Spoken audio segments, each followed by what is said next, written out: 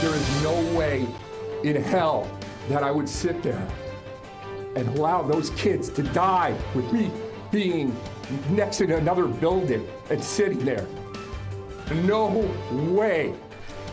Now at 6, former BSO school resource officer Scot Peterson defending himself once again. In a news conference, he detailed his version of what happened the day of the Stoneman Douglas massacre.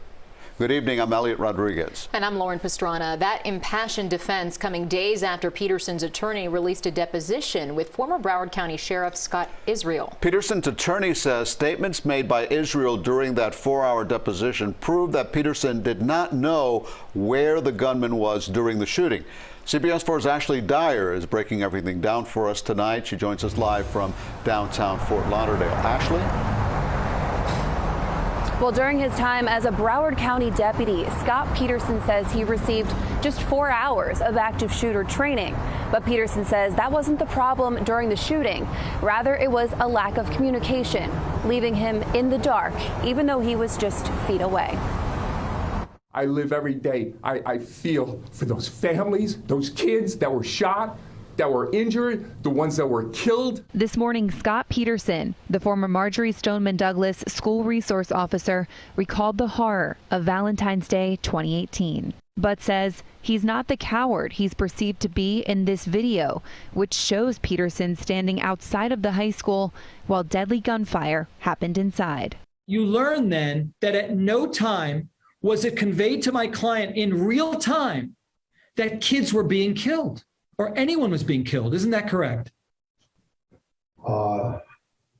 That's correct. A massive mishap. In a deposition with Scott Israel, the former Broward County Sheriff reveals there was a lack of communication the day of the shooting. All the people who called into 911 from those classrooms to describe what was going on and where the shooter was and what he was doing, that went to Carl Springs, not to BSO, correct? You're absolutely correct. Peterson's attorney, Mark Eiglarsh, says Peterson never received any information on the shooter's whereabouts and says Peterson was positioned outside because he thought that's where the gunman was. Believing that there was sniper fire, he didn't stand there doing nothing.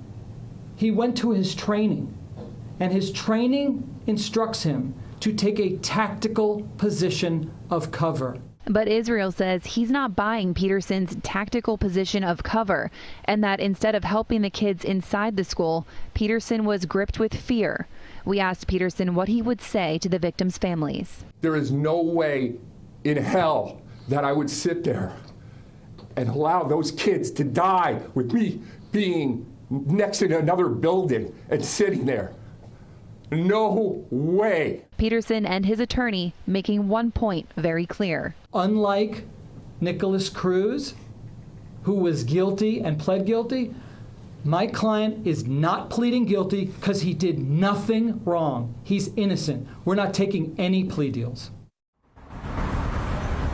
Only CBS 4 has obtained the entire Scott Israel deposition that is 188 pages long. We are continuing to dig through that tonight. Peterson will be back in court in early December. I'm live in Fort Lauderdale. Ashley Dyer, CBS 4 News.